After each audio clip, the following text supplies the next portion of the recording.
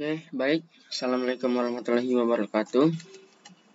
Perkenalkan, di sini saya Rian Satria Prayoga dengan NPM 2301051051025. Di sini saya akan mempresentasikan dan menjelaskan mengenai mata perkuliahan di auditing 1, yaitu terkait materi pengantar auditing.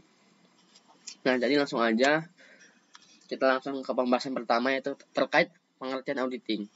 Nah, auditing ini adalah mengenai proses sistematis untuk memperoleh serta mengevaluasi bukti secara objektif dengan tujuan menentukan tingkat kesesuaian antara pernyataan dengan kriteria yang telah ditetapkan, serta untuk mengkomunikasikannya hasilnya kepada para pihak stakeholder di perusahaan tersebut, dan juga untuk stabilitas mengenai progres yang ada di dalam internal perusahaan tersebut.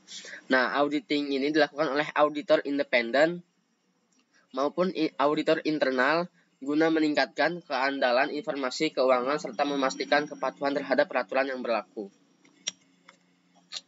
Adapun 4 tujuan yang saya lampirkan mengenai tujuan auditing. Yang pertama adalah memberikan opini independen atas laporan keuangan yang telah disusun oleh manajemen perusahaan. Jadi setiap laporan keuangan yang telah dituliskan dan dibentuk oleh perusahaan, maka akan diaudit, akan dievaluasi kembali apakah sudah sesuai dengan standar akuntansi atau belum. Dan yang kedua itu untuk menilai kepatuhan. Nah, di menilai kepatuhan ini kita lihat apakah regulasi ataupun standar akuntansi itu udah sesuai atau belum, dan itu akan di cross check kembali oleh auditor. Dan yang ketiga tujuannya adalah mendeteksi dan mencegah kesalahan serta kecurangan, karena ini sangat sering riskan, karena ya mungkin ada perusahaan juga yang sering banget mengalami kasus-kasus yang seperti ini. Dan yang terakhir adalah memberikan rekomendasi perbaikan agar si internal perusahaan itu bisa lebih baik lagi dalam menjadikan laporan keuangan, seperti itu. Nah, ada pun jenis-jenis audit. Yang pertama ada audit laporan keuangan.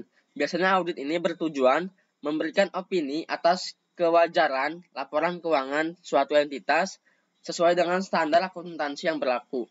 Dan yang kedua ada audit kepatuhan, atau kalau dalam bahasa Inggrisnya compliance audit. Dan ini dilakukan untuk memastikan bahwa perusahaan telah mematuhi hukum, regulasi, dan ketentuan yang berlaku. Serta yang ketiga adalah audit operasional.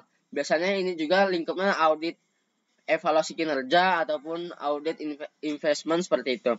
Nah, biasanya audit operasional ini bertujuan untuk menilai efisiensi dan efektivitas operasional perusahaan serta memberikan rekomendasi perbaikan jika terdapat kekurangan, seperti itu.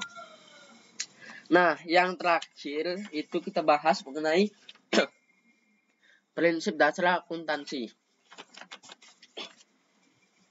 Yang pertama ada integritas. Tentunya seorang akuntan itu harus berwibawa, jujur, dan juga jangan sampai tidak ada kredibilitasnya. Dan yang kedua, objektivitas, di mana akuntan harus melakukan evaluasi sesuai yang ada di peraturan tersebut yang diatur dalam undang-undangnya. Dan yang ketiga ada independensi, di mana dia tidak ada keterkaitan antar pihak stakeholder dan dia harus profesional.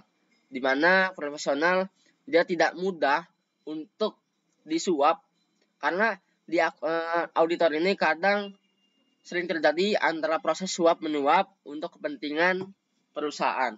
Maka dari itu kita dalam akuntan itu harus memiliki dasar 4 ini. Dan mungkin itu saja yang bisa saya